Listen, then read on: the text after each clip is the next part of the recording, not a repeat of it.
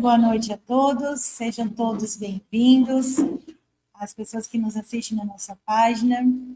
Primeiramente, dando o recado que nossa última palestra, expositiva do ano será no dia 18 de dezembro, na próxima quarta-feira, e convidamos também a todos a participar também dessa expositiva.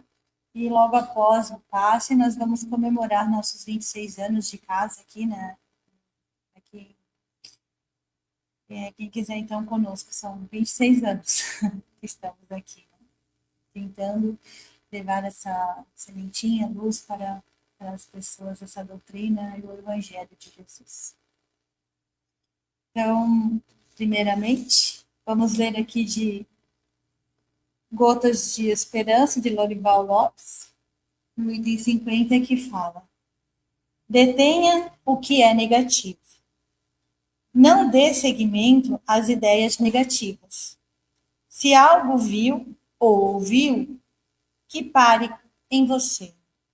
Estanque o fluxo do mal. Evite o prejuízo que causará adiante. Nada de bom vem do negativo. Não se deixe levar pelas tentações de propagá-lo. Você também acaba atingido por ele. Coloque ideias otimistas no lugar das pessimistas. Pensamentos de amor destroem os de ódio. Os de alegria detêm os de tristeza. E a paz vence a contenda. Busque a paz. Evite a maledicência. Plante a alegria. Tenha mais beleza e o amor que surge sobre as cinzas do ódio.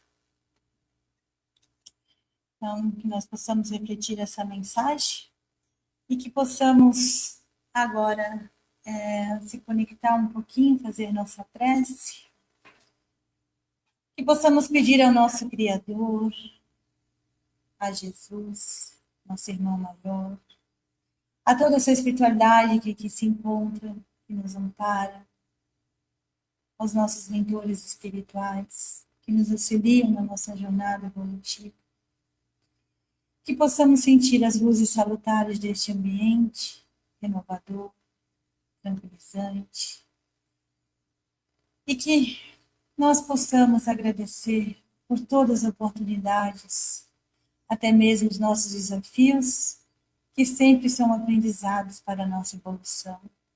Que possamos ter resignação e confiança em Deus, porque Deus é nosso Pai amoroso e bom e justo, e sempre quer o nosso bem.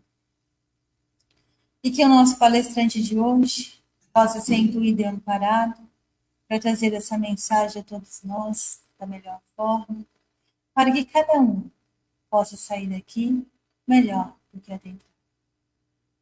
E assim, então, damos início à nossa expositiva dessa noite, agradecendo a Deus, a Jesus e a sua espiritualidade. E que Jesus esteja sempre conosco. E se em algum momento em nossas vidas não soubermos como agir, o que falar, que nós possamos fazer como Jesus faria. E assim estaremos no caminho. Que assim seja. Então, hoje é o Carlos, de Pomorode, e ele vai falar para nós um pouquinho sobre o Natal. Seja bem-vindo, a palavra é com você, sua aguinha. E o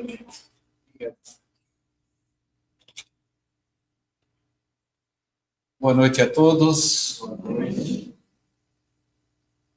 Então, essa palestra, dá para ver pela data, é a mesma que eu realizei há 2 anos atrás. Aí foi no dia 7/12/2022. Natal. Natal. É óbvio que nós comemoramos a essência. Natal é o nascimento de Jesus Cristo, nosso irmão maior, nosso guia, nosso mestre. Que homem é esse que dividiu a história? Todo mundo entra para a história. Jesus não entrou para a história. Jesus foi tão importante que ele dividiu a história, ele dividiu a humanidade antes de Cristo e depois de Cristo.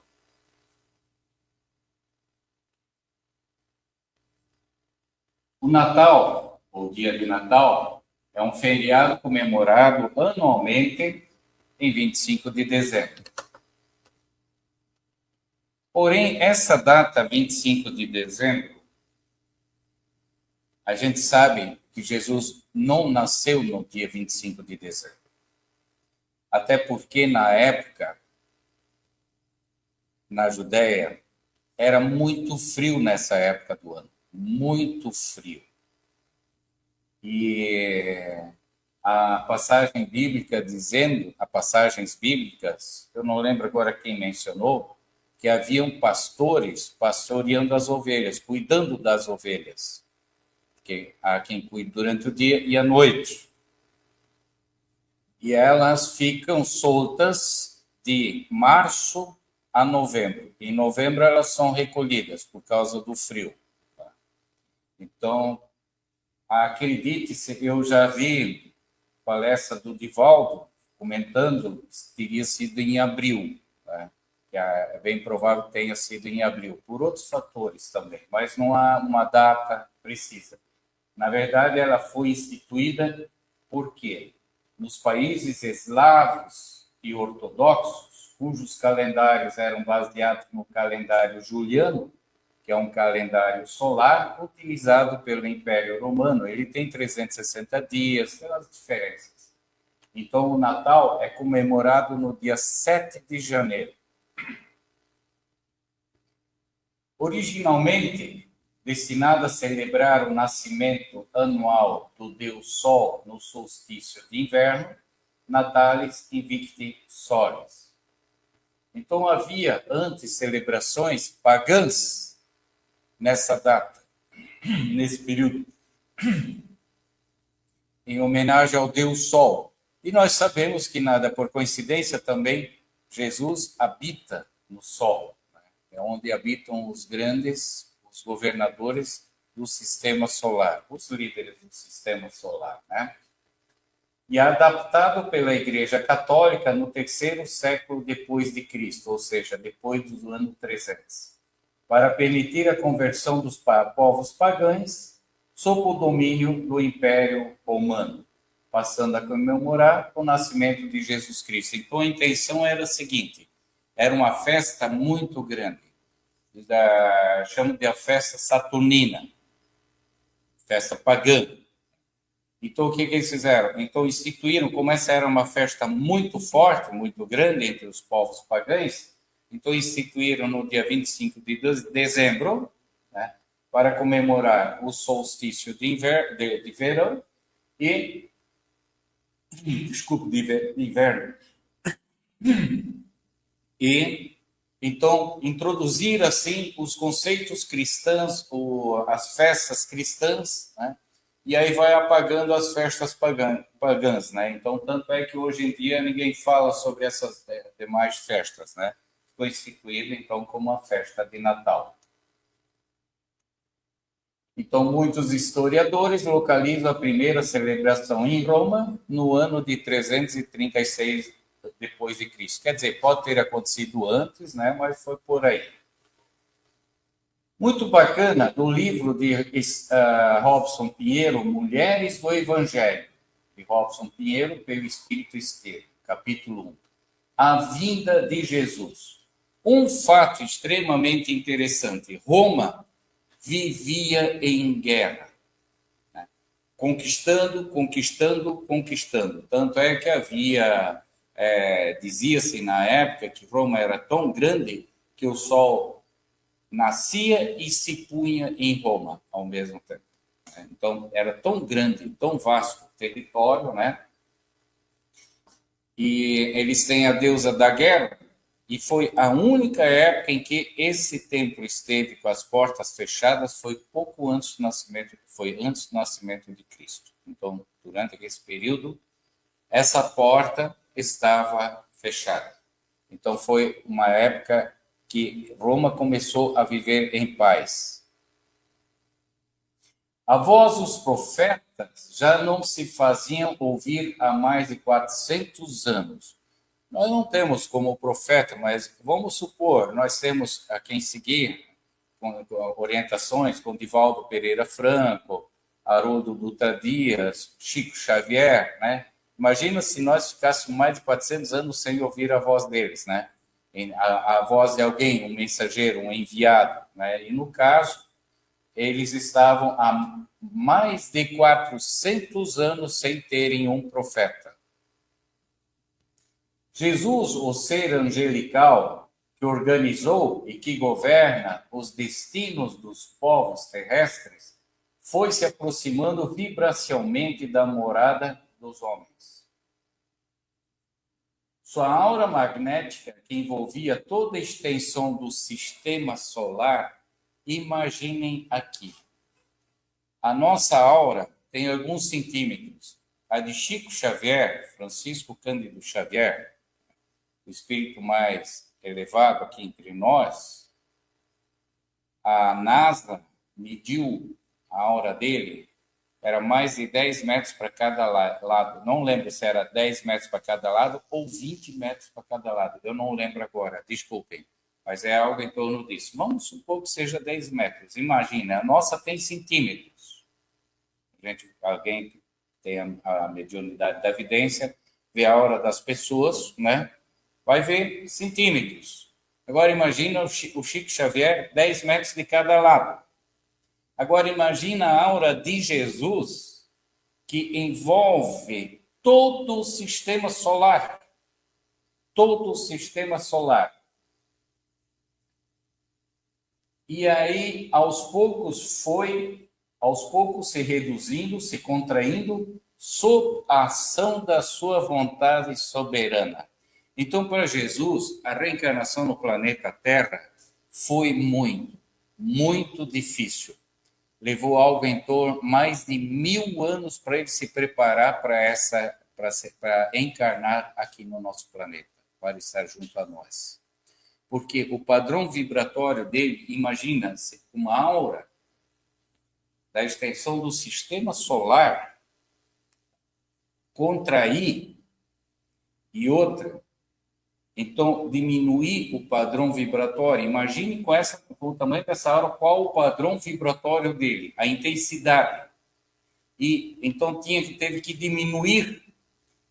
A nossa carne não suporta, a carne não suporta um espírito assim. Então, olha o quanto que ele teve que diminuir para poder encarnar entre nós. Porque foi uma promessa de Jesus. Quando nós fomos expulsos, a maioria de nós, de capela, fomos aqui recebidos para darmos aqui continuidade à nossa evolução. E ele que nos recebeu, e foi feita, e nos recebeu, e comunicou-nos que ele viria até nós para mostrar-nos o caminho da verdade e da vida eterna. E ele cumpriu essa promessa. A bem da verdade, os espíritos da treva fizeram de tudo para evitar que ele encarnasse entre nós, para servir de modelo. Tanto é que, por exemplo, nós tivemos ali o Herodes, o tetrarca, que à época, o grande, que à época governava a região da Judéia, mandou matar quando soube que nasceu um rei, para não dividir o seu reino, para não perder o seu reino para um outro rei. Ele mandou matar a todas as crianças com menos de 2 anos.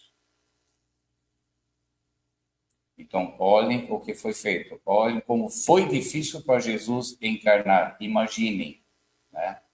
Imaginem para mandar matar a todas as crianças com menos de 2 anos, para não se ver constrangido a de repente perder seu reino ou dividir seu reino com outro rei.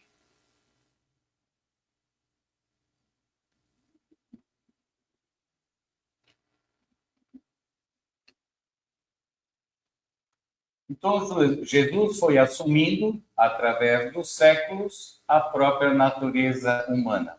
Esqueci de mencionar. Jesus não reencarnou, não se preparou e reencarnou diretamente no planeta Terra. Ele teve que ir reencarnando de planetas em estágios mais evoluídos do que o nosso, encarnou em alguns planetas, tá? Para ir reconquistando. Para novamente criar um perispírito, porque não pode reencarnar, não poderia, um ser humano não pode, tem que ter o perispírito. Os animais, sim. Eles reencarnam, eles são espírito e carne, os animais. O ser humano tem perispírito. É o único que tem o perispírito. Porque o nosso espírito, se nós não tivéssemos o perispírito, a nossa carne desintegraria na hora. Então tem que ter um perispírito. E Jesus, não, os espíritos puros, já diz tudo. Espíritos puros não têm mais perispírito, não precisam. E Jesus teve que reconfigurar um perispírito para ele e poder reencarnar aqui. Imensas quantidades de energias foram manipuladas até que os dirigentes do alto conseguissem eleger o corpo ideal por meio da seleção de genes e cromossomos. Através dessa seleção genética, que os evangelhos relatam como sendo a genealogia de Jesus, realizada ao longo de 14 gerações, que vão de Davi até José e Maria. O corpo físico que o mestre iria organizar para a habitação do seu espírito foi elaborado. Então, tudo foi muito bem preparado para que ele pudesse reencarnar entre nós. Maria José e os seus antecedentes na árvore genealógica foram escolhidos não somente pela eleição natural de seus espíritos, como também pela constituição física preservada através dos séculos. Isso foi muito trabalhoso. Engenheiros siderais, cientistas do cosmos, espíritos sublimes que eram os responsáveis pela humanidade, formavam a legião de almas iluminadas que foram vistas sobre o local do nascimento do mestre na manjedoura. Não é que foi criada uma estrela. A gente fala, na Bíblia, fala-se, comumente fala-se uma estrela. Né? Uma estrela, ela é muito grande. Imagina o nosso Sol. O nosso Sol é uma estrela. Não poderia vir até aqui. Nenhuma estrela seria deslocada e nem caberia no nosso orbe para poder guiar. Então, todos os espíritos envolvidos com a preparação, e não foram poucos, são espíritos altamente evoluídos, como aqui se diz, engenheiros siderais, cientistas do cosmos, espíritos sublimes, que foram os responsáveis, que são os responsáveis pela humanidade, formava a legião das almas iluminadas. Então, era uma legião de espíritos tão evoluídos, que imagine, para assessorar Jesus, a grandeza que tem que ter. Alguém tem que ter, para poder estar junto a ele. A nobreza desses espíritos. Então, esses espíritos ali, então, terminada a obra, concluída a obra, ou seja, Jesus nasceu, tudo foi preparado, elaborado minuciosamente, então estavam ali. Então, o brilho desses espíritos era tão forte que dizia-se que era uma estrela. Mas eram, então, esses espíritos, essa legião de almas iluminadas, foi a luz que viram no local do nascimento do mestre na manjedoura sob a forma de estrelas. Formavam a legião de imortais que, após o trabalho de séculos, né, viram o grande plano divino ser finalmente realizado sob a paterna proteção de Deus. Então, não foi fácil para Jesus reencarnar. Foi muito trabalhoso mesmo. Do livro Mulheres do Evangelho, igualmente, de Robson Pinheiro, pelo Espírito Estevam, capítulo 9 agora, Maria de Nazaré. Eu falo isso também, já mencionei, também na palestra relativa referente à Páscoa. Maria de Nazaré, ela era uma estrela, talvez uma estrela perdida nas constelações do firmamento. Perdida sim, pois o seu amor irradiava-se em mundos do infinito, não lhe permitindo ficar parada, fixa na inércia. Era uma estrela errante, que tinha sua morada entre os astros da imensidade. De onde viria essa estrela cadente e misteriosa? De quais espaços, universos ou dimensões viria a estrela virginal? Não importa. Talvez de Sírios, Canopus ou Aldebaran. De qualquer lugar, de todo lugar, de todas as épocas. A estrela assumiu morada no coração da humanidade. Espíritos superiores a orientavam desde a infância, tendo em vista sua missão de amor. Gabriel, nome pelo qual ficou conhecido o elevado mentor espiritual de Maria de Nazaré. Então, Maria de Nazaré era um espírito altamente evoluído. Eu sempre me questionava, né? Porque a gente sabe que, de acordo com a lei da reencarnação, né, os espíritos nobres já começaram o seu trabalho, o seu lapidamento em vidas passadas. Eu ficava, quando eu imaginava quem teria sido Maria e José no Velho Testamento, antes. Eles não chegaram a ser mais nem menos ali. E ali, nesse livro, eu vi, e em outras leituras mais, Maria de Nazaré e José vieram de outros planetas evoluídos, onde muito mais evoluídos, eram espíritos evoluidíssimos e foram convidados para virem aqui para servir de pai e mãe, para receberem Jesus.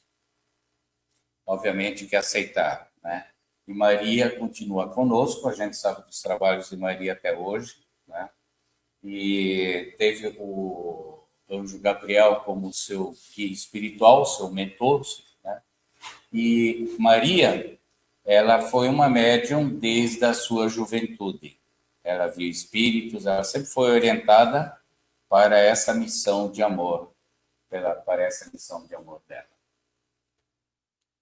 Então, do livro E o Verbo se fez parábola de Haroldo Dutra Dias, capítulo 2, Jesus e o mundo de regeneração.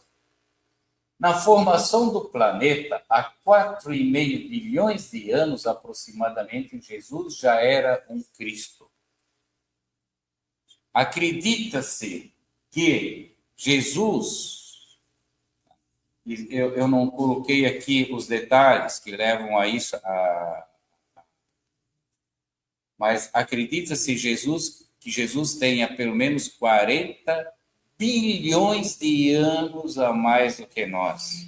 A gente pensa, né? Uma década, um ano, uma década, um século, como é tempo, né? Às vezes parece que o dia não passa, às vezes parece que passa correndo, né? O que é uma vida? Viver 60, 70, 80, 90, 100 anos, né? Agora, imaginem, mas é o que eu sempre falo, o que muita gente não para pensar. Gente, daqui a 1 milhão de anos, daqui a 1 bilhão de anos, 1 trilhão, 4 trilhão, quintilhão, sextilhão, septilhão, octilhão, não importa quantos zilhões de anos, nós somos eternos. Nós não teremos fim. Apenas aqui a nossa passagem. Isso aqui é apenas uma passagem. Viveremos o quê? 40, 50, 60, 80, 100 anos? Não importa. 110, 120. Mas em espírito, nós somos eternos. Nós não teremos fim. Não teremos fim. E um dia, cada um de nós, acreditem, será um Cristo. Será um espírito evoluído. cada um de nós.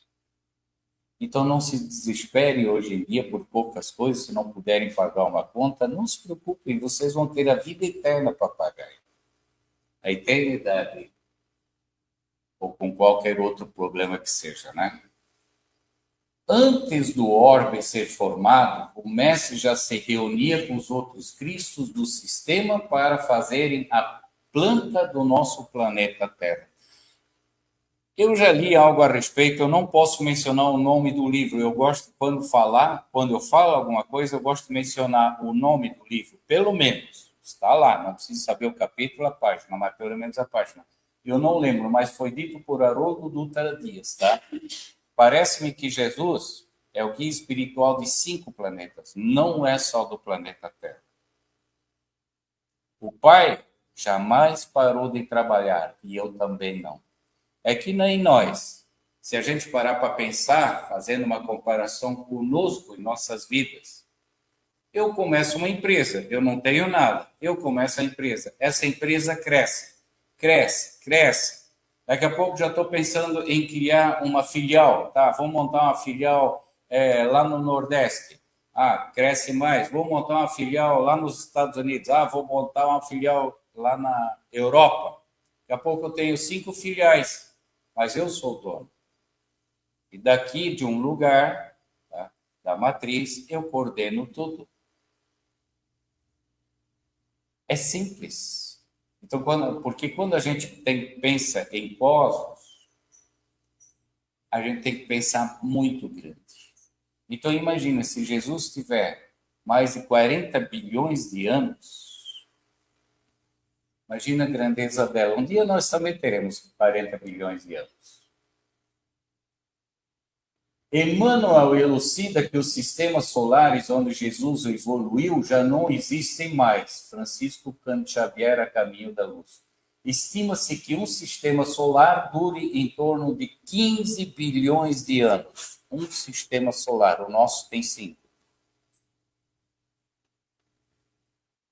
Ah, tá aqui, coloquei aqui, mas só não coloquei a fonte, tá? Então, estima-se que Jesus tenha uns 40 bilhões de anos a mais do que nós. Eu devia ter colocado a fonte, me desculpe. Jesus veio trazer as leis que vigoram no universo. Tudo que... Então, eu sempre costumo mencionar, e muito sobre essa questão. Para que alguém seja um médico, um advogado, um dentista, né? Estuda. E muito, porque o aprendizado começa lá no jardim de infância, lá na creche já às vezes, né? Creche, jardim de infância, o primário, o ginásio, depois o científico, depois, hoje é diferente, e depois a faculdade, aí pós-graduação, né? Você estuda e muito para chegar lá. Nós nos dizemos cristãos. Alguém pode dizer que eu sou médico, eu sou advogado, eu sou engenheiro, eu tenho que ter estudado. Será que eu, para dizer que eu sou cristão, apenas para dizer que eu sigo Cristo, o que o Cristo disse? Quantas coisas eu conheço? Quantas coisas eu sei a respeito? Então, é importantíssimo que, no mínimo, nós igualmente procuremos conhecer as suas parábolas e os seus ensinamentos, porque Jesus veio trazer as leis que vigoram no universo. E a única coisa para a qual nós estamos aqui nesse estágio de provas e expiações é aprender a amar. Essa é a essência da vida. Jesus é amor. E a única maneira de nós acertarmos em nossa vida, de nós não nos arrependermos, é fazermos tudo com amor. Que tudo que está embasado no amor não contém erros. E os ensinamentos dele, né, como tal qual, João 14,6, eu sou o caminho da verdade e da vida eterna. Não é mais absolutamente nada, nem ninguém. Não é Moisés, não é Abraão. Se outros fossem, ele teria dito, olha, Moisés é o caminho, a verdade e a vida, siga-no. Abraão é o caminho, a verdade e a vida, siga-no. Não é ele, única e exclusivamente ele. Então, quando nós tomamos conhecimento desses ensinamentos e os aplicamos, realmente os aplicamos, então aí nós podemos dizer, eu sou cristão. Porque para muitos é fácil dizer, muitos apenas o dizem, eu sou cristão, da boca para fora. Porque saber sobre ele não sabem pouco. E uma das poucas, e uma das coisas muito importantes do Natal é a celebração do nascimento de Jesus. É, no mínimo, nós o convidarmos para entrar em nossa casa, em nossas vidas, em nossos corações. É realmente convidá-lo para fazer parte da nossa vida, que nós façamos parte da vida dele. E a única maneira de fazer isso é conhecendo os seus ensinamentos e aplicando-os em nosso dia a dia. E dentre estes, o mais importante é o amor, a celebração do Natal. Nós temos muitas coisas no Natal que são distrações. São legais, fizeram parte da minha vida e foram muito importantes. Sim, quando era criança, a árvore de Natal, os presentes, o Papai Noel, né? As guloseimas, as bolachas de Natal e tudo isso. Mas o Natal é muito mais do que isso. O Natal é a celebração do nascimento do Cristo, a celebração do nascimento do amor. Jesus veio nos ensinar amor, a amar, porque até então não havia. Era dente por dente e olho por olho. Olho por olho, não hoje por hoje, te perdoe. Então, o que muitas vezes nós ainda agimos da mesma forma. Se alguém lhe bater na face direita, a gente é mais fácil revidar, né? Só que Jesus nos veio nos ensinar a amar. Então, amar, se alguém lhe bateu na face direita, ofereça-lhe a esquerda. Não é mais dente por dente, olho por olho. Então, é entendimento, é compreensão. Para aprender a ser uma pessoa amorosa, você tem que ser, consequentemente, uma pessoa benevolente. E ser benevolente é aturar, é ter paciência, é compreender. E isso muitas vezes nós esquecemos de fazer. É importante, veja, num momento máximo, culminante da vida de Jesus, que foi a crucificação, enquanto nós, passando talvez por uma situação dessa, que estaríamos xingando a todos, ele lá ainda, a última coisa que ele diz, Pai, perdoai-os, não sabe o que fazem. Então, é nós também perdoarmos, porque eu não posso ser uma pessoa amorosa se eu não perdoar. Eu tenho que aprender a amar.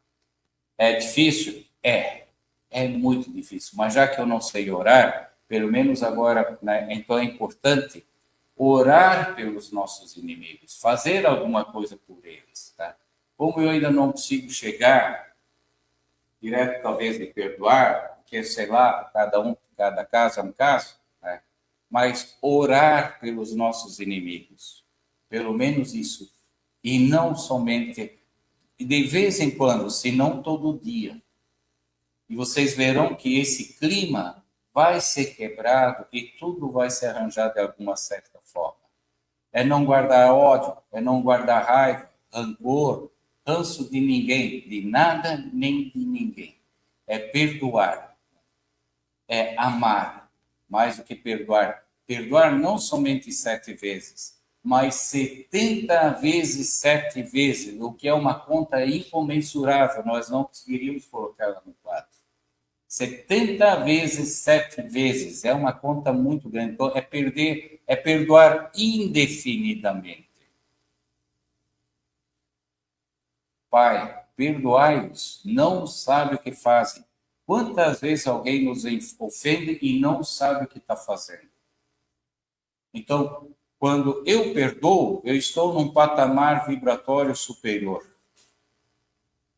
Para quem guarda ódio, raiva, rancor, o patamar é o inferior. Esse atinge a esse, com a prece, mas esse não chega a esse. Então, quando eu amo, eu sou superior. Trato todos iguais. Eu sou inferior perante todos. Mas, moralmente falando, há uma superioridade para que todos que amam. Então, o Natal é perdão. Adoro essa época do Natal. É a época do ano que eu mais gosto, porque a gente sente uma vibração diferente no ar.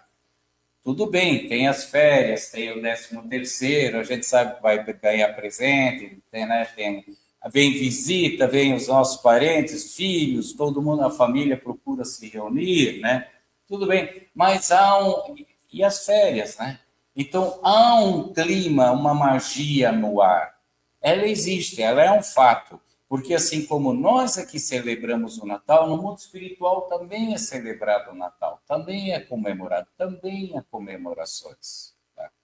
Então, existe uma magia no ar. Aproveitemos essa magia e limpemos o nosso coração e a nossa mente de toda e qualquer energia negativa e alimentemos-la com energias, com bons pensamentos. E acima, e para que é que nem um copo. Se eu tiver aqui um copo, eu posso colocar aqui água até aqui e água até aqui. Posso colocar água limpa e água suja. Que o nosso copo, para que ele seja de água limpa, ele tem que ser de bons pensamentos. Então vamos eliminar toda e qualquer angústia que a gente tenha com relação a alguma pessoa, seja quem for, um colega de trabalho, um vizinho. Eu não tolero, eu não suporto. Vamos começar a orar, no mínimo, pelo menos isso por ele. No mínimo isso, e a gente vai ver que a nossa energia vai melhorar.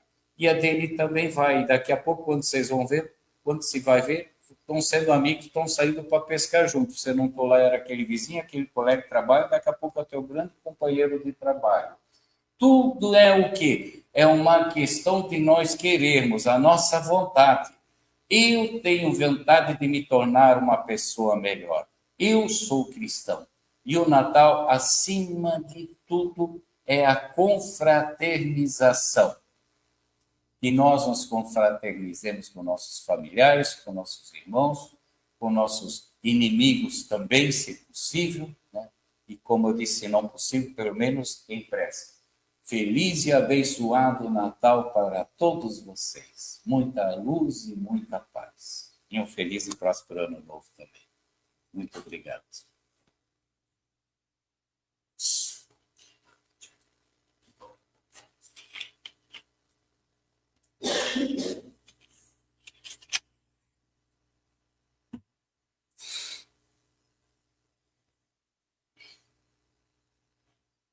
Senhor Jesus, nosso irmão maior, nosso guia, nosso mestre.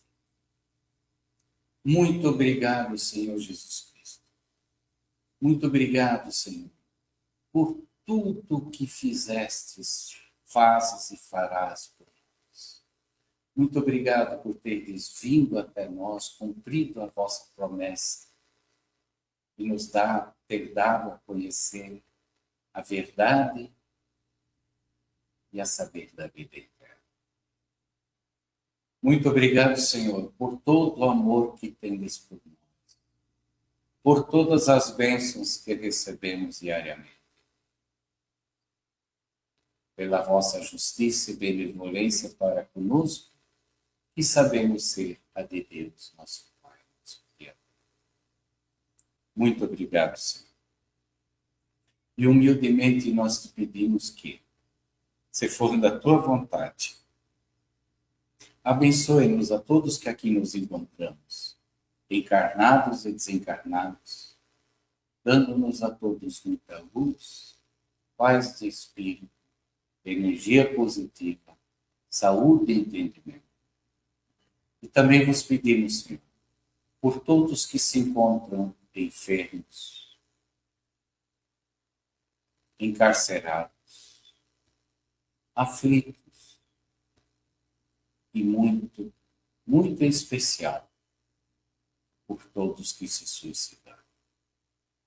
Também te queremos pedir pelos nossos parentes amigos, companheiros e colegas do trabalho, vizinhos, familiares, entes queridos, enfim, queremos te pedir, Senhor, por tudo e por todos. Muito obrigado.